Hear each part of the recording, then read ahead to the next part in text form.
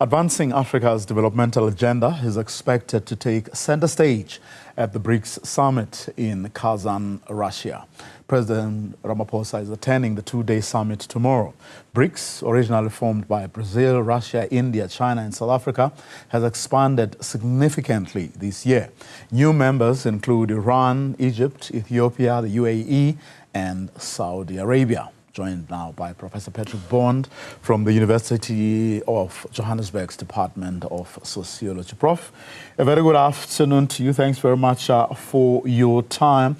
We've been talking over the years about the importance of BRICS, a new world order and all of that. But has BRICS really delivered on that promise? Well, thanks for having me, Vuyo. Greetings to your viewers. Look, for the major accomplishment, the BRICS New Development Bank, the NDB, there's been about $33 billion worth of loans. Those are quite concrete. The question is, are they any different than what the borrowers would have done if they had just the existing multilateral development banks or private lenders? The West has most of the money. That's been a bit of a problem for African countries that borrowed from them and then have gone bankrupt because the interest rates went up so high in 2022, or from local lenders. And I think the BRICS New Development Bank isn't yet a success. And it's partly because they've been under the thumb of the New York credit rating agencies. Just one example of that is that they actually put a boycott on lending to Russia after it invaded Ukraine in early March 2022. The BRICS New Development Bank joined the Western banks because of the power of these Fitch, Standard & Poor's, and Moody's credit rating agencies. And unfortunately, our bankers are still very much suffering a gaze to the West. They haven't figured out how to do the kind of business with the rest of the BRICS that would make sense. Now, the fact that South Africa enjoyed this sit alongside Brazil, Russia, India, and China, how important, or how has the expansion, and the inclusion of your Irans, your Egypt, and your Ethiopias, your UAEs, Saudi Arabias, how has that affected, South Africa's status? Well, it's been diluted because of the fact that we've now got 10. But, we have to put an asterisk under Saudi Arabia because of its westward orientation. If Donald Trump is elected president on November 5th, I'm pretty sure that Riyadh won't go into the BRICS. They'll go back to a strong relationship with Washington. Now, the dilemma for that dilution effect is that where you really want to have a strong, unified BRICS, it's very hard to get it. And they tried, for example, to have a peace summit around Israel, Palestine last year, November, and they couldn't come up with anything. To be frank, I wasn't that surprised because 9 out of the 10, with the exception of Iran, have very strong profiting trading relations, investment relations, in some cases military relations with Israel. So we don't really see yet the BRICS doing anything new and different, but there is that potential, especially because the US is really fed up with overproduction, which they accused China of basically putting too many electric vehicles and solar panels and batteries, as if there could be too much in a climate catastrophe. And the relationship, of course, with Russia around its invasion of Ukraine still creates problems in energy markets and food markets. That's where our inflation came from and where many African countries then went bankrupt. Zambia, Ethiopia, a member of BRICS, Ghana, Kenya on the edge of it when they had a social revolution in June. You see the ways that the problems that aren't really being solved in the BRICS trickle down and create lots of dilemmas in Africa, the most important being the climate catastrophe, because with just 29% of global GDP, the BRICS are producing 51% of greenhouse gas emissions.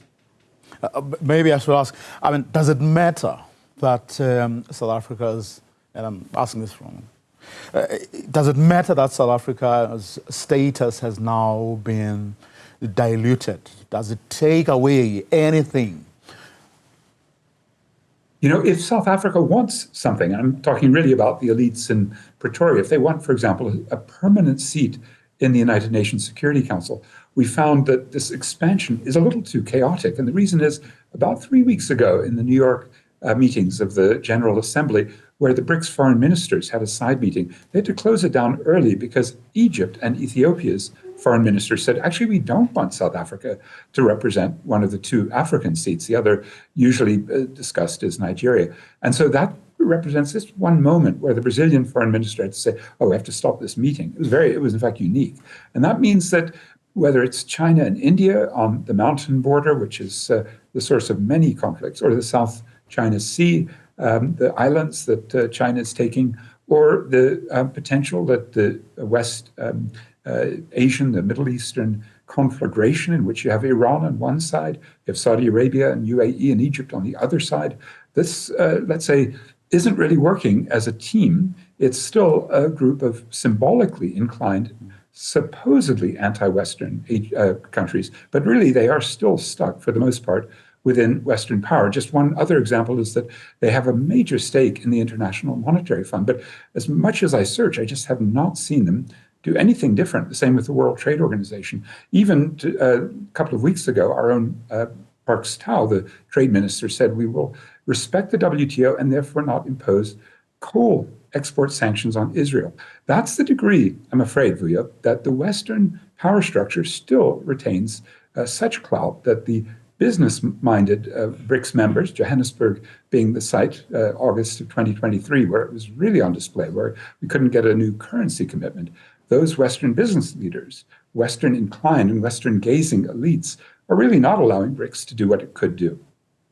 If you were a Cyril Ramaphosa, keen on setting the agenda for tomorrow's meeting, what would be foremost in your mind today?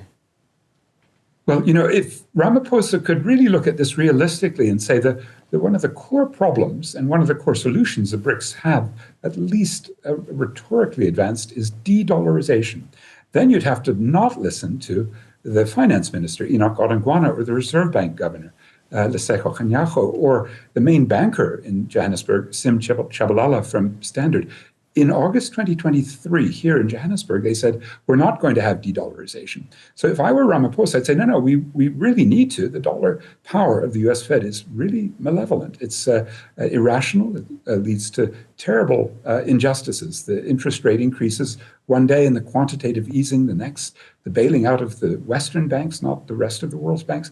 That needs reaction. So if I were Ramaphosa or advising him, I'd say, well, let's put on some exchange controls and really start an alternative currency system with other BRICS countries. However, as I say, I'm not expecting that. I come from the left, and my critique is that our elites are still too Western corporate oriented. And if I were sitting in Brasilia or in Mumbai or New Delhi or in Shanghai or even in Moscow, I would probably say the same thing.